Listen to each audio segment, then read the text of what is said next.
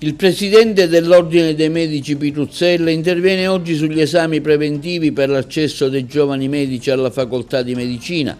Il 90% di loro sono stati bocciati, rivedere i criteri per la selezione. Nuovo appuntamento del progetto Io non ci casco nipoti digitali, tappa alla CNA di Agrigento.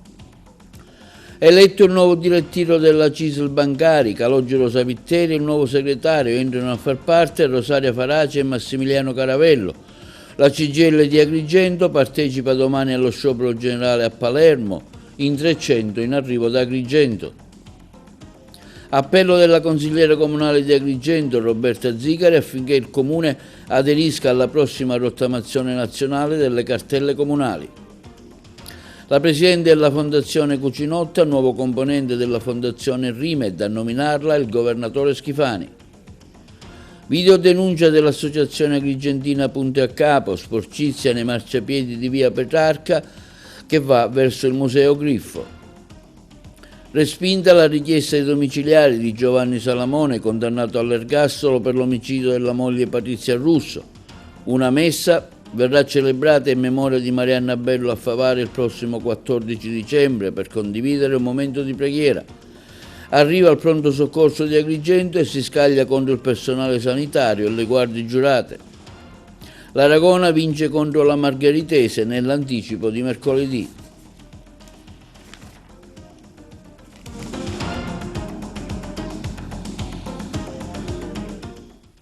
Buongiorno, benvenuti con un nuovo appuntamento di oggi 11 dicembre giovedì. Il presidente dell'Ordine dei Medici di Agrigento Pitruzzella interviene oggi sugli esami preventivi per l'accesso degli aspiranti medici alla facoltà di medicina, a definire un nuovo percorso funzionale alle esigenze del servizio sanitario del futuro, il nostro servizio. Il presidente dell'Ordine dei Medici di Agrigento, Pitruzzella, interviene oggi sulla facoltà di medicina, affermando come il semestre filtro e relativi test non hanno dato i risultati sperati, solo il 10-15% degli studenti ha superato le 3 prove di chimica, fisica e biologia nei 45 minuti previsti.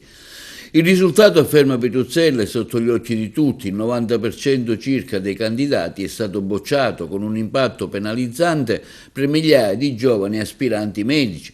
Sarebbe il caso di rivedere il sistema di accesso, considerato che il semestre filtro ha portato a una scrematura molto più dura del previsto.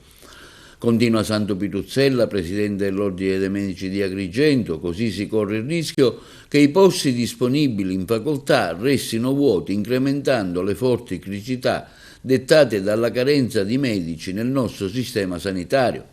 L'Ordine dei Medici di Agrigento, inoltre, non ritiene sia una soluzione l'accesso libero ai corsi di laurea in medicina, perché rischierebbe di compromettere la qualità della formazione e di generare un sovraffollamento insostenibile per le strutture universitarie, con conseguenze negative sulla preparazione dei futuri professionisti della salute. Siamo disponibili, conclude il presidente dell'Ordine dei Medici Pitruzzella, a collaborare con le istituzioni nazionali e universitarie per definire un percorso di accesso meritocratico, sostenibile e realmente funzionale alle esigenze del sistema sanitario del futuro, quali potrebbe essere il numero programmato con la revisione delle domande e dei test da effettuarsi dopo gli esami di maturità. Conferenza oggi al Museo Griffo di Agrigento per la presentazione del progetto Al Centro della Cura, organizzato dall'ASP di Agrigento. Le interviste. Oggi un interessante convegno qui al Museo Griffo, organizzato dall'ASP, che parla in genere delle famiglie. Ecco, un progetto nuovo, innovativo. Come si articolerà? Rientra nel programma nazionale di equità della salute. In verità consta di 2 progetti, uno che riguarda l'home visiting, cioè è dove la sanità, i consultori raggiungono, c'è un'equipe specifica che raggiungerà le famiglie fin dai primissimi giorni del post-parto, quindi li raggiungerà a casa per fornire quel supporto necessario a livello psicologico, ginecologico, ostetrico e sociale, proprio perché i primi giorni di vita, i primi mesi sono i momenti anche più critici che riguardano un adattamento sia della diade madre-figlio, ma anche della triade, cioè genitori e figlio. A questo si aggiunge un ulteriore progetto che si collega sempre al genere al centro della cura, che è la formazione di tutti gli operatori sanitari territoriali sulla multiculturalità e la multietnicità, perché noi riscontriamo, soprattutto nei consultori, proprio nel percorso, il percorso nascita, quindi dove seguiamo le gravidanze di molte donne straniere, proprio una difficoltà a comunicare con loro e riguardo un aspetto linguistico, ma anche su aspetti culturali, per cui questi due progetti si innestano proprio perché a volte anche le famiglie straniere sono quelle più a rischio perché chiaramente non godono di una realtà sociale e culturale adeguata ai loro bisogni, per cui è quindi un aspetto proprio attivo e un aspetto proprio di formazione degli operatori sanitari proprio per facilitare questi percorsi di cura. Dottore Marchica, parliamo di questo convegno, un convegno che riguarda la maternità, una maternità allargata a 3, si può dire, no? Sì, infatti uno dei momenti fondamentali è il passaggio dalla diade alla triade, è un percorso nascita di una nuova entità che entra a gamba tesa in un rapporto di coppia e che fino ad oggi veniva lasciato subito dopo il parto in ospedale, la gente andava a casa e lasciava e si ritrovava da sola senza essere seguita ed assistita. Oggi con il nuovo progetto che stiamo portando in essere stiamo mettendo in campo il concetto del non visiting, stiamo formando delle equip di ostetrici, medici che seguiranno al domicilio per un primo periodo l'entrata di questo nuovo essere al mondo per cercare di andare a aggiustare l'equilibrio che potrebbe essere inficiato da questa nuova nascita in un contesto familiare che deve essere sempre più solido perché deve basarsi sull'assistenza per garantire la crescita corretta del nuovo essere che non deve avere nessun vulnus sull'affetto, sulla modalità di essere trattato, che sono le basi per la personalità futura. Ecco, lei nel suo intervento del convegno parlava della maternità e che anche gli uomini oggi devono essere pronti, non come prima che magari era una cosa solo di donne. Sì, in realtà ho dedicato la mia parte alla paternità, il ruolo fondamentale che i padri devono avere dall'inizio della gravidanza alla futura crescita dei figli per creare quella che è la triade padre, madre, figlio e quindi responsabilizzarli nel loro percorso nascita e nella loro vita futura. Quindi una maggiore partecipazione. Ecco, oggi illustrate questi due progetti sinteticamente. Sì, ho maggiore partecipazione sia durante il percorso di gravidanza e di parto, dove il padre deve appunto prendersi cura della madre e creare un contatto già diretto con il figlio attraverso la lettura, attraverso il canto, attraverso le coccole esercitate alla madre e quindi indirettamente anche il figlio, e sia poi durante la vita postinatale sostenendo la madre sia durante l'allattamento che anche in quella che è la vita quotidiana a casa per alleggerirle quelle che sono le responsabilità che la donna si ritrova a vivere dai cambiamenti fisici e ormonali che la donna ha. Beh, più che un convegno è la presentazione di un progetto che tende a dare assistenza alle donne, anzi direi più alle famiglie, che da 2 diventano 3, cioè significa alle donne che partoriscono c'è una criticità, che è quella del momento in cui la donna lascia l'ospedale e va a casa. Adesso questo progetto darà un'assistenza completa all'intera famiglia, quindi alla mamma, al bambino, ma alla famiglia in genere, sia sotto gli aspetti sanitari, sia sotto gli aspetti psicologici e quelli sociali. Questo prevede anche di estendere il progetto anche alla popolazione non residente, quindi agli immigrati. Continuano gli appuntamenti del progetto Io non ci casco, nipoti digitali del Comune di Agrigento, tappa alla CNA di Agrigento. Oggi tappa alla CNA di Agrigento, si incontra il mondo degli artigianati e del lavoro per dire loro ecco, quali potrebbero essere le truppe verso gli anziani.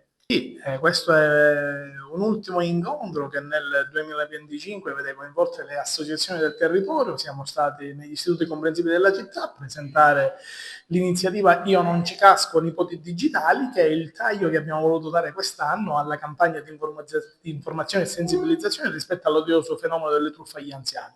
La CNA, così come nella precedente puntata dell'anno precedente, ci ospita nuovamente. Abbiamo la presenza dei nostri angeli custodi, la polizia postale e i carabinieri, che oggi racconteranno agli anziani presenti e ai nipoti digitali presenti un po' come scappare da queste truffe che si presentano quotidianamente, soprattutto per quanto riguarda il mondo del digitale. Infatti la polizia postale in questo senso ci darà dei consigli rispetto alle truffe informatiche, mentre i carabinieri di Agrigento ci diranno un po' quello che succede in città rispetto anche a questo odioso fenomeno. Ringrazio i vertici della CNA e siamo sempre ben lieti di venirli a trovare per raccontare ai nostri anziani come evitare le truffe. Ecco, diamo appuntamento al rush finale. Siamo alla fine di questo bellissimo progetto, giorno 17, grazie alla disponibilità dell'Auditorium Niccolò Gallo di Agrigento, saremo tutti insieme per raccontare quello che è stato il progetto in questi 2 mesi intensi, ma soprattutto un momento gioioso e di premiazione dei nipoti digitali che nel mentre, grazie al lavoro certosino del corpo docente e degli istituti scolastici, stanno preparando del materiale da portare all'attenzione dei nonni in termini di consigli vocali, di consigli grafici, e quindi ci sarà un momento gioioso di premiazione. Avremo la presenza di Sua Eccellenza il Prefetto e delle forze dell'ordine che hanno partecipato al progetto, oltre che al mondo dell'associazionismo, della scuola e religioso, che condivideranno con noi questo momento finale. Ecco, oggi siete coinvolti in questo progetto CNA, come già successo per la volta precedente. Sì, oggi per la seconda edizione ospitiamo il progetto CNA, il progetto Io non ci casco, portato avanti dall'assessorato del Comune di Agrigento, dall'assessore Burlo. Siamo orgogliosi di ospitarli perché è un progetto abbastanza interessante che coinvolge 2 generazioni, i nonni e i nipoti. Un progetto che riguarda appunto le truffe digitali. In questa seconda edizione c'è il coinvolgimento dei nipoti che devono dare la loro competenza ai nonni affinché appunto non si caschi nella truffa. Truffe che sono sempre più sofisticate, che vengono fatte sempre ai danni dei più deboli, in questo caso agli anziani, che naturalmente sono la fascia più debole della società, che sono meno competenti a livello digitale. Quindi l'informazione che oggi stiamo cercando di veicolare appunto ai nostri pensionati, quindi ai nostri associati pensionati, è appunto quella di dare maggiori competenze, maggiori informazioni per evitare appunto queste truffe. Sì, oggi ci troviamo alla CNA di Agrigento, stiamo incontrando il gruppo del CNA pensionati, ci sono pure i nipoti, tra cui qualche bambino che ha già partecipato come alunno alle scuole degli istituti scolastici che abbiamo coinvolto. C'è una grande partecipazione proprio perché diciamo che questo è il secondo incontro che realizziamo alla CNA. Già l'anno precedente ne abbiamo organizzato un altro dove diversi anziani hanno portato le proprie esperienze di aver ricevuto delle truffe. Quest'anno ci sono altri anziani, ci sono gli anziani che hanno partecipato pure l'anno scorso all'incontro.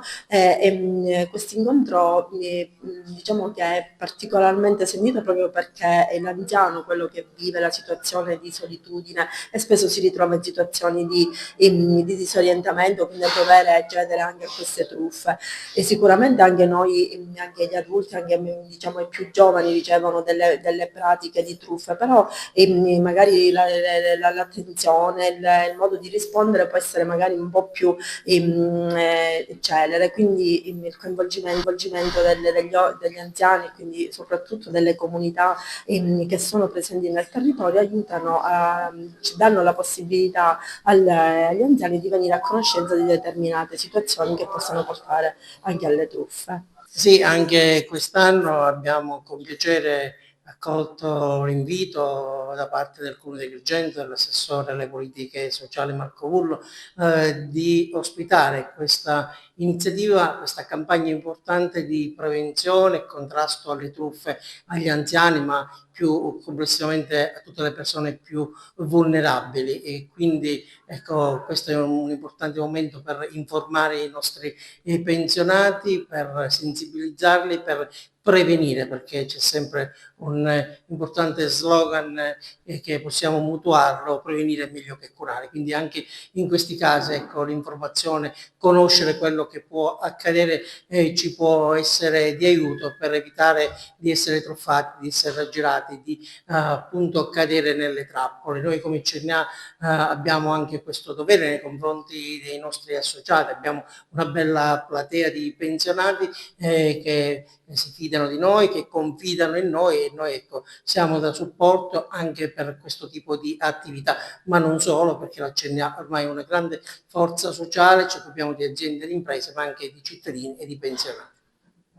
Rinnovata la segreteria della FIS CISL Bancari di Agrigento Caltanissette Denna, il nuovo segretario è Calogero Savitteri agrigentino di 51 anni, di Intesa San Paolo, che sostituisce l'uscente Antonio Alessandro. Nella nuova direzione fanno parte anche Rosaria Faraci e Massimiliano Caravello. Il servizio. Calogero Savitteri, il nuovo segretario generale FIS CISL di Agrigento Caltanissette Denna. Questo l'esito del direttivo riunitosi il 10 dicembre nei locali della CISL di Caltanissetta, che ha espresso voto unanime. Rinnovata anche la segreteria, della quale entrano a far parte Rosaria Faraci, BCC Toniolo, San Michele di San Cataldo, Massimiliano Caravello, Unicredit. L'Assemblea ha quindi proceduto ad aggiornare anche la mappa della dirigenza, assegnando le relative deleghe dipartimentali.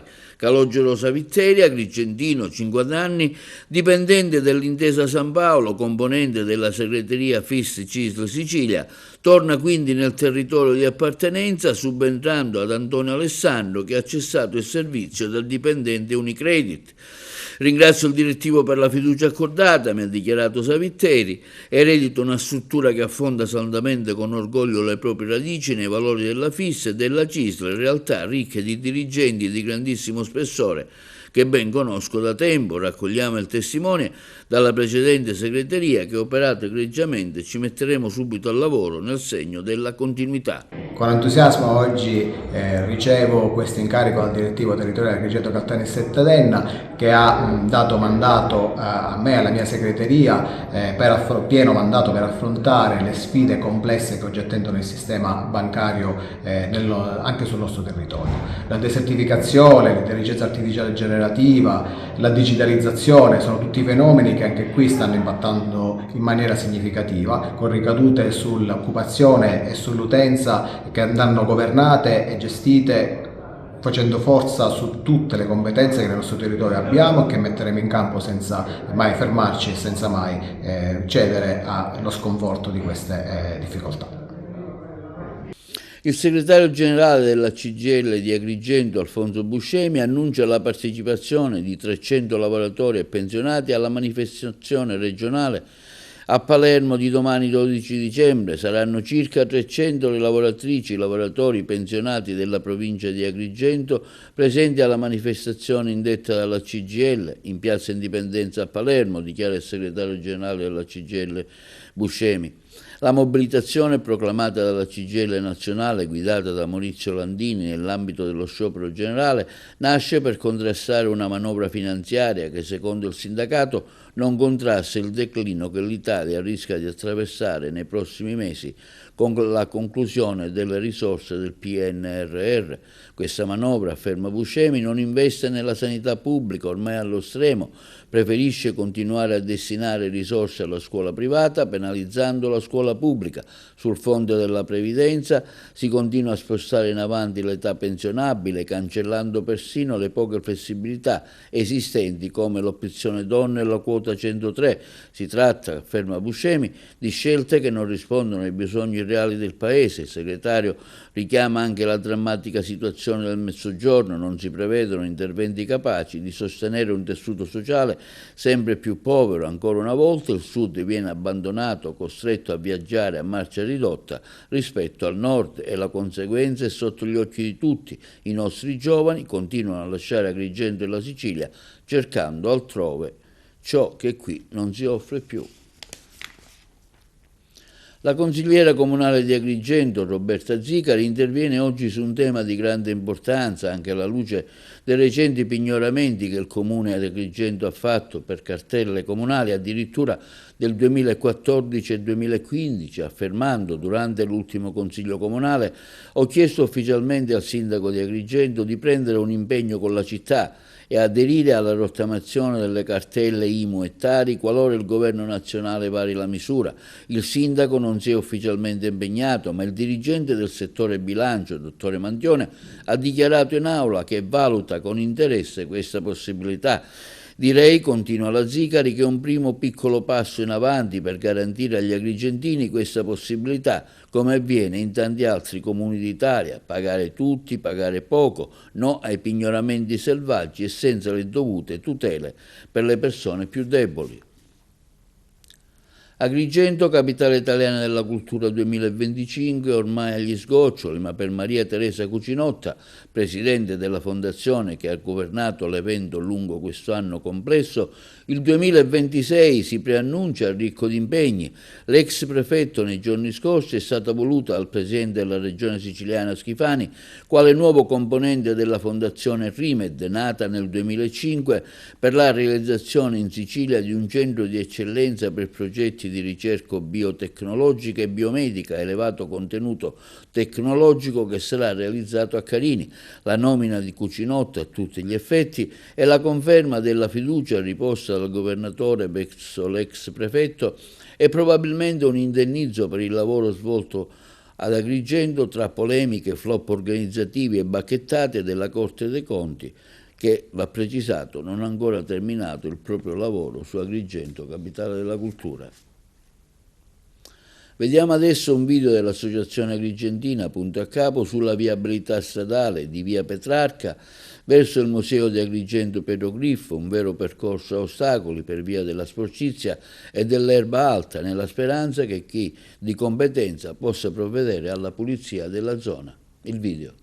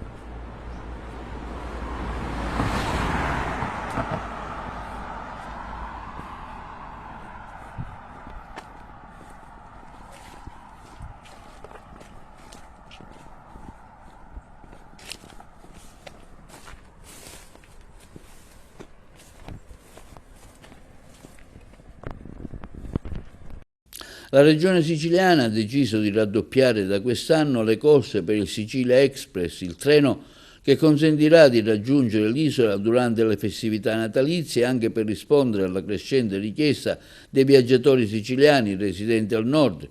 2 le date previste per il viaggio di andata da Torino, il 20 e il 27 dicembre, 2 quelle di ritorno, il 5 e il 10 gennaio 2026. Sui 2 treni che viaggiano verso la Sicilia ci sarà posto per 1.100 passeggeri che avranno acquistato il biglietto a una tariffa compresa tra i 24,90 e i 29,90 euro a partire dalle ore 12 di sabato 13 dicembre. Il Sicilia Express si conferma non solo un successo organizzativo, ma anche un simbolo di attenzione verso i bisogni dei siciliani ovunque si trovino, un progetto che cresce e si evolve mantenendo solida la promessa di riportare a casa chi ama la Sicilia, questo quanto affermato dal presidente della regione Renato Schifani. Passiamo alla cronaca. Il detenuto soffre di patologie di natura psichiatrica ma compatibili con la detenzione carcere. I giudici della Corte di Assise del Tribunale di Alessandria hanno quindi respinto la nuova richiesta di arresti domiciliari avanzata alla difesa di Giovanni Salamone, 62 anni, di Agrigento, già condannato all'ergastolo per l'omicidio della moglie Patrizia Russo, 53enne, uccise il 16 ottobre 2024 a coltellate nella loro abitazione di Solero in Piemonte. L'uomo resterà quindi in carcere. La perizia eseguita dalla psichiatra ha riconosciuto la presenza di disturbi depressivi e ansiosi, ma ha escluso che possano compromettere la capacità di Salamone di restare in regime carcerario. Secondo la consulenza della difesa, Salamone soffrirebbe di una forma di depressione grave che non richiede il ricovero in una struttura specializzata adeguata. Quando ho ucciso mia moglie Patrizia Russo ero posseduto da Satana, aveva detto l'agrigentino. L'uomo aveva colpito la coniuge con numerose coltellate mentre si trovava ancora a letto. Dietro al terribile gesto ci sarebbe stato un forte stato depressivo riconducibile a problemi di natura economica. Una celebrazione dedicata al ricordo di Marianna Bello, moglie e madre favarese scomparsa tragicamente nell'alluvione del 1° ottobre 2025 a Favara, è stata organizzata per domenica 14 dicembre. L'iniziativa nasce dalla Confraternita Misericordia di Favara e dal gruppo Agrigento non si arrende e dalla Chiesa Beata Maria Vergine delle Grazie di Favara. La Santa Messa si terrà alle ore 18:30 all'interno della Chiesa Beata Maria Vergine delle Grazie in via De Gaspari, al quartiere Luna di Favara. La comunità è stata invitata a partecipare per condividere un momento di preghiera e vicinanza alla famiglia della giovane donna. Al termine della celebrazione è prevista la consegna ufficiale della raccolta fondi arrivata nelle scorse settimane. L'iniziativa solidale, promossa dalla Confraternita Misericordia di Favara e dal gruppo Agrigento non si arrende, è stata interamente dedicata ai figli di Marianna colpiti dalla perdita improvvisa della loro mamma. Il netturbino agrigentino Alessandro Mandracchia, di 51 anni, accusato di essere il custode dell'arsenale della cosca mafiosa di Villa Seta, finisce a processo con il rito abbreviato insieme ad altri 26 imputati. La sua posizione era stata inizialmente separata per un difetto di notifica nell'avviso di conclusione delle indagini.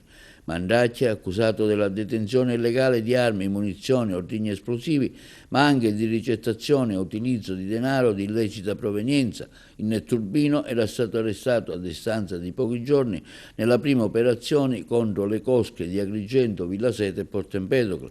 Ricordiamo che durante la perquisizione in un terreno confinante della sua proprietà i carabinieri trovarono un vero e proprio arsenale, una mitragliatrice con 2 caricatori vuoti e uno con 20 cartucce, un revolver Taurus con matricole punzonate, un revolver Smith & Wesson, risultato oggetto di furto consumatasi a Racalmuto il 20 novembre 2024, un revolver privo di marca e matricola, una pistola monocolpo, 19 cartucce calibro 22, 63 cartucce calibro 9x19 Parabellum, 37 cartucce calibro 38 Special, 2 cartucce calibro 7,65, 40 cartucce calibro 9x19 e una bomba a mano subito dopo fatta brillare dagli artificieri perché ritenuta molto pericolosa. Arriva al pronto soccorso dell'ospedale San Giovanni di Dio di Agrigento e all'improvviso, senza alcun motivo, si scaglia contro il personale sanitario e le guardie giurate. Alla vista dei carabinieri accorsi per ripristinare la calma, aggredisce anche militari. Senza non poche difficoltà è stato bloccato, immobilizzato e subito arrestato. Protagonista è stato un 33enne disoccupato di Agrigento, dovrà rispondere delle ipotesi di reato di violenza ad incaricati di pubblico servizio, oltraggio, minacce, resistenza al pubblico ufficiale, lesioni personali. L'indagato è una vecchia conoscenza delle forze dell'ordine. Su disposizione della Procura della Repubblica è stato condotto nella casa circondariale di Lorenzo. A rimanere feriti sono stati 3 carabinieri, uno dei quali ha un trauma al setto nasale e una guardia giurata. Perché l'agrigentino sia andato su tutte le furie creando il caos al pronto soccorso ancora non è stato chiaro. Linea alla regia per la pubblicità. Barbuzza ritorna alla guida del Parco dei Nebrodi, ce ne parlano i colleghi di Messina. Ma sarà un parco che deve... Si è ufficialmente insediato al Parco dei Nebrodi il presidente Domenico Barbuzza, a seguito della firma del decreto di nomina da parte del presidente della regione Renato Schifani. Domenico Barbuzza torna così alla guida dell'ente, a distanza di oltre 2 anni dall'avvio del procedimento di revoca del suo incarico, nel gennaio 2023. Nel frattempo 2 commissari straordinari si erano alternati nella gestione dell'ente, garantendo la continuità amministrativa. Con il suo ritorno al Parco dei Nebrodi ritrova una guida stabile. Il neopresidente ha espresso grande entusiasmo e tra i primi obiettivi ha annunciato una serie di incontri dedicati alla salvaguardia del territorio, alla promozione delle risorse locali e al rafforzamento del settore finanziario dell'ente. Il rosa e il nero, sottotitolo della 7ª edizione di Aedi Storytelling Festival, torna a Palermo da stasera al 21 dicembre al Teatro Montevergini, diretto da Salvo Piparo. Il festival esplora la palermitanità con volti noti del teatro popolare, come Gianfranco Perriera, Egle Mazzamuto e Costanza Licata, e affronta temi di impegno sociale, cronaca e lotta alla criminalità con scrittori e giornalisti. Aedi, organizzato dall'associazione Clays, nasce per riappropriarsi e condividere le storie della nostra terra. Raccontarsi aiuta a metabolizzare sofferenze e momenti critici e a mantenere viva la memoria delle nostre radici culturali. Il festival dà voce a diversi linguaggi, attori con contenuti da condividere e capaci di rivolgersi a un pubblico trasversale, giornalisti, antropologi, fotografi e persone con storie di vita da raccontare. Il festival si svolge durante le feste natalizie, quando Palermo fiorisce. Da questa sera il Teatro Montevergini si riempirà di una sicilianità pura con Salvo Piparo. E non solo, perché avremo il giorno 20 di dicembre alle ore 21 Federico 40 che ci racconterà l'ultima cena di Leonardo da Vinci. E poi ci sarà Gaetano Savatteri che farà appunto il suo viaggio da Macari a Vigata. Ester Pantano stasera 11 dicembre racconterà Vucchi l'Arma. E poi Attilio Bolzoni il 12, Gianfranco Perriera con Andromeda e Perseo. Egle Mazzamuto racconterà Franco Scaldati. Ci saranno diversi aspetti della cronaca e della narrazione. E poi il 21 il pane dei racconti di Salvo Licata, con Costanza Licata che canterà drammaturgia di suo padre ed io indegnamente la accompagnerò. Aedi Storytelling Fest è un progetto che va avanti da qualche anno, è alla sua 7ª edizione ed è la voglia di creare una rassegna che parli di storie pure, narrazioni dunque che possono essere raccontate anche con quella spontaneità di pancia e sicuramente delle storie che abbiano un valore nel sentimento della parola. Quindi senza alcuna recitazione non c'è un essere attori canonici, ma raccontatori, come noi siciliani sappiamo essere. E allora un saluto al pubblico di Tele1, alla Salvo Piparo. Grazie a Tele1 che sa far cronaca dando voce anche agli aspetti più nascosti di Palermo e non solo, e quindi possiamo sicuramente sentirci fortunati di avere Tele1 vicino, come io adesso guardo te, cara Roberta, che sei davvero una musa ispiratrice. Per lo sport vediamo adesso un servizio del collega Carmelo Lentini sul turno infrasettimanale del campionato di promozione Girone A. La capolista Aragona ha battuto la Margheritese per 1-0. Si è giocato il turno infrasettimanale nel campionato di promozione Girone A. L'Aragona vince il suo secondo derby consecutivo con la Margheritese e porta a 5 i punti di vantaggio sulla seconda, che da questa giornata non è più il Gemini bensì l'Alcamo. Ma andiamo con ordine, partendo proprio dalla sfida fratricida del Totorusso tra Aragona e Margheritese. Ne è venuta fuori una gara abbastanza maschia, molto equilibrata, specie del primo tempo, mentre della ripresa la compagine del tecnico Giordano ha preso in mano le redini dell'incontro, mostrando più carisma. A questa sfida l'Aragona si presentava con qualche titolare in meno del calibro di Treppiedi, Zammito e Sclafani, ma chi è entrato al loro posto si è mostrato all'altezza della situazione. Il gol vittoria è maturato al 30° su cross di Kevin Strabone e finalizzato da Giovanni Battimili, cinico e spietato nell'infilare con un perfetto tiro il pur bravo portiere ospite Pizzolato. Proprio quest'ultimo al 70° si riscattava riuscendo a neutralizzare un penalty battuto da Genova. La gara è stata molto corretta con un pubblico molto numeroso che alla fine ha festeggiato i propri beniamini sempre più in fuga. Nell'altro testa a testa tra Gemini ed Alcamo un gol del bianconero marchese al 20° regala vittoria al secondo posto all'Alcamo, che così scavalca di un punto proprio la compagine sangiovannese. Adesso la classifica vede l'Aragona a 35 punti, l'Alcamo a 30, il Gemini a 29 e la Margheritese a 26 raggiunta proprio dall'oratorio marineo. Sconfitto di misura del Casteltermini, piegato a Partinico dal locale Atletico. La squadra del presidente San Vito si ritrova in una posizione molto scomoda, ma avrà l'occasione propizia per tornare al successo, dovendo affrontare in casa l'ultima della classe, vale a dire il Terrasini Mundi.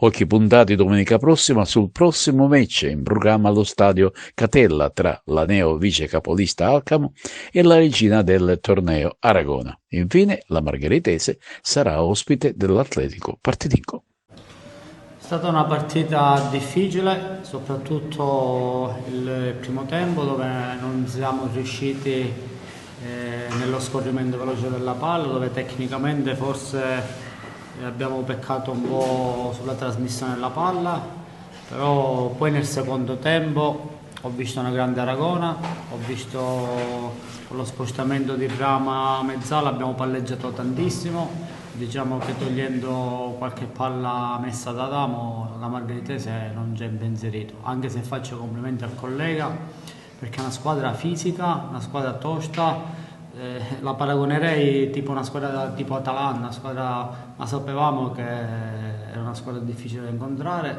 abbiamo vinto col minimo sforzo. Però le vittorie di carattere, di sacrificio, di sofferenza sono quelle che poi hanno più peso.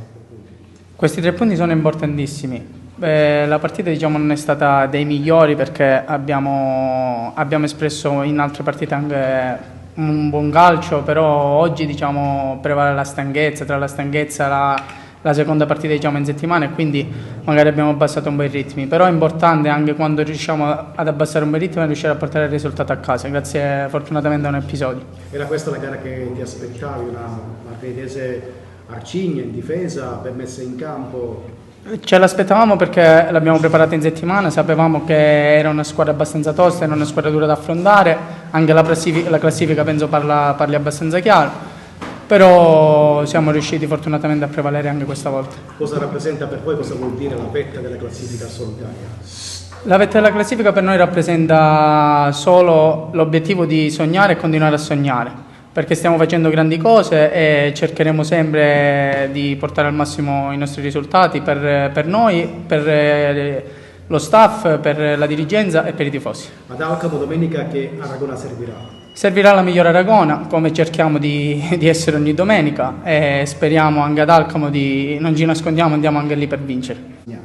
Sì, una vittoria molto sofferta direi, perché comunque veniamo da 100 minuti domenica scorsa dove abbiamo speso tantissimo e quindi non era facile oggi affrontare questa Margheritese. È stato bravo lo staff tecnico che ha rivisitato l'assetto tecnico della squadra e poi con i cambi nel secondo tempo abbiamo alzato il baricentro, ma lì bisognava chiuderla e peraltro falliamo anche un calcio di rigore. Però devo dire che alla fine la Margheritese, al netto di quell'occasione dove hanno preso la traversa, non ci ha impensierito più di tanto, quindi complimenti a questi ragazzi che oggi si sono battuti come leoni. Un'altra battaglia vinta, domenica si va ad Alcamo ad affrontare un'altra corazzata nel campionato. Sì, domenica andiamo ad Alcamo, però la affronteremo così come affrontiamo tutte le altre. Noi rispettiamo tutte le squadre con cui giochiamo, però non nutriamo timori reverenziali perché siamo consapevoli della nostra forza. Adesso c'è da capire un po' il discorso infermeria, come siamo messi, però disponiamo di una rosa sufficientemente ampia per poter schierare la migliore formazione possibile in quel di Alcamo. A Novara di Sicilia il mulino Giorginaro aspettando il Babbo Natale, i colleghi di Messina. E siamo tornati a Novara di Sicilia perché tra qualche giorno sarà possibile visitare il mulino, questo antico luogo, in una veste particolare, molto suggestiva, natalizia. Sì, sotto le vesti di Babbo Natale, diciamo. Verranno accolti bambini e anche grandi, da elfi con le varie postazioni e poi ovviamente da Babbo Natale, e non mancherà la tappa più importante che è quella del mulino con la dimostrazione pratica della molitura funzionante ad acqua. Questo è un vero mulino, quindi ad acqua? Sì, questo è un mulino funzionante a tutti gli effetti, è abbastanza antico, risale al 1600 e qualcosa e tutt'oggi con la nostra famiglia lo abbiamo mantenuto sempre attivo. Quindi un mulino perfettamente funzionante. Sì, la peculiarità proprio è che è funzionante ad acqua ed è a ruota orizzontale. Uno invece nell'immaginario pensa sempre il mulino a ruota verticale, che sono più comuni, però nelle nostre zone, qua in Sicilia, in parecchie zone, si utilizzava questa tecnica a ruota orizzontale per poter sfruttare piccole quantità d'acqua messe in pressione, a differenza invece dei mulini a ruota verticale che necessitano di abbondanza d'acqua. Questa era la vallata dei mulini? Sì, possiamo dirlo perché c'erano 14 mulini. Questo in ordine era il quinto. Adesso purtroppo dei 14 è rimasto l'unico funzionante. Però fino agli inizi del 1900 erano tutti funzionanti, collegati fra le altre cose, tutti con un sistema di canalette, quindi con la stessa acqua, macina il primo, poi andava al secondo, tutto per caduta, andava da un mulino all'altro, senza sprechi e roba varia. Lei ha imparato a gestire questo mulino con tanta passione, con tanto amore?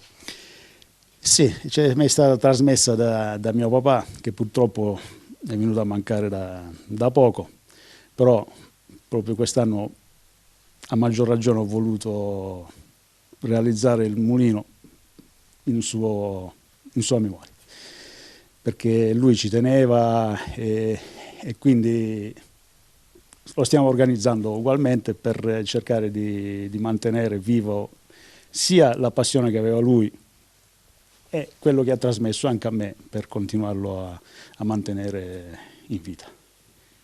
Si sta lavorando per rendere ancora più affascinante questo luogo, che sarà arricchito da tantissime luci. Verrà tutto addobbato con delle luminarie particolari e poi oltre alle luminarie ci sono diverse postazioni, come accennavo poco fa, dove gli elfi accoglieranno i bambini con dei laboratori e poi qualche sera ci sarà qualche evento particolare con personaggi un po' più tipici del mondo del Natale. E questo è tutto per TVA Notizie di oggi. Vi ricordiamo che i programmi TVA si possono vedere in tutta Italia sul canale 268, al digitale terrestre per chi ha le smart TV, in streaming sul sito www.televideoagrigento.tv, il telegiornale sul canale 93 di Sicilia alle 15, alle 20 e replica la mattina alle 9. Inoltre i nostri servizi si possono visionare sul canale YouTube di TVA Televideo Agrigento. E questo è tutto per oggi e vi auguriamo una buona serata.